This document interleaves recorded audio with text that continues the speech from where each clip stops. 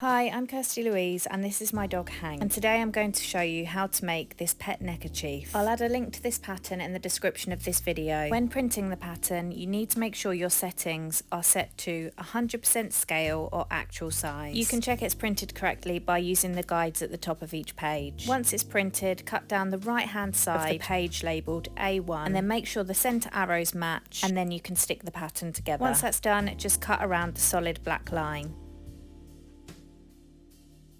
Fold your fabric in half, right sides together. I'm using a scrap piece of cotton fabric for this project, and it always helps to iron your fabric before you start. Place the pattern with the short, straight edge against the fold. Use pattern weights, clips or pins to hold it in place. Now you can either draw around the pattern or just cut around the pattern like I do. You want to do this twice so you have two identical pieces.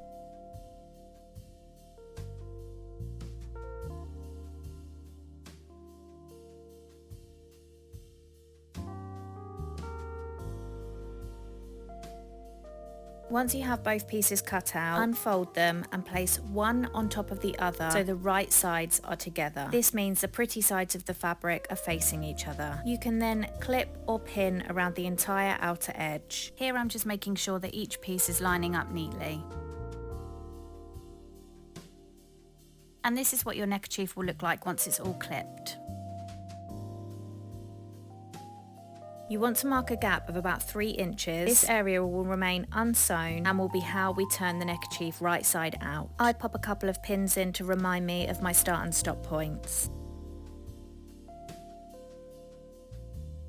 Now head over to your sewing machine, and starting from one of the points you've just marked, you want to use a regular straight stitch and a 1/4 inch seam allowance to sew around the neckerchief. Make sure you backstitch at the beginning and the end.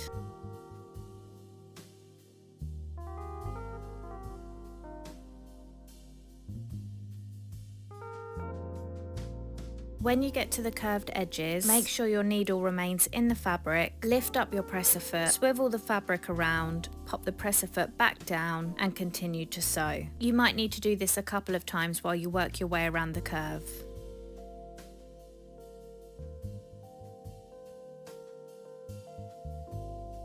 Here's a closer look at sewing around the curve. As you can see, I start to slow down as I get to the point, and then I make sure my needle's in the fabric, lift up the presser foot, swivel the fabric around, pop the presser foot back down. I go forward a couple of stitches, make sure my needle's in the fabric, and then again I lift up the presser foot, swivel the fabric around, pop the presser foot back down, and then I continue to sew.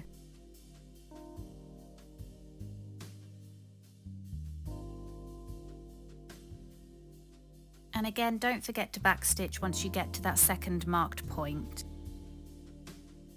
Once you're done, it should look something like this. If you've marked your unsewn area with pins, you can just remove these now, and I just take this time to snip away those long threads.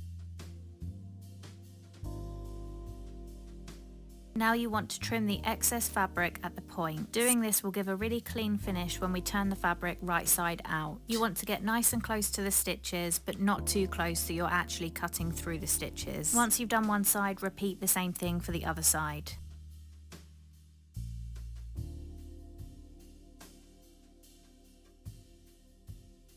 Now it's time to turn the neckerchief right side out.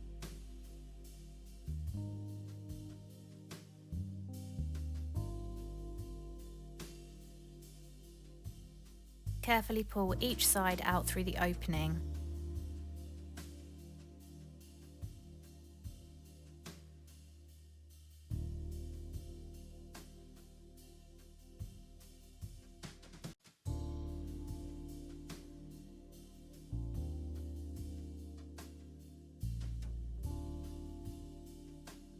Use your point turner or something with a pointy end to push out the points of the neckerchief. Don't use anything too sharp or push too hard because you don't want to break through any of those stitches.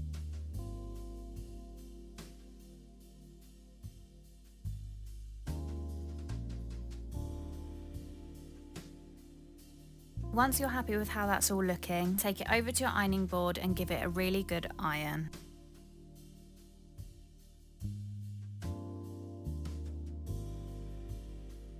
Make sure you're neatly folding in that opening seam. Clip or pin the opening and then take it over to your sewing machine. I set my sewing machine to a really short stitch length and I pop the needle into the right hand position. Then all you need to do is sew a straight line to close that opening. If you're using a short stitch length like me, you don't need to backstitch at the beginning or the end.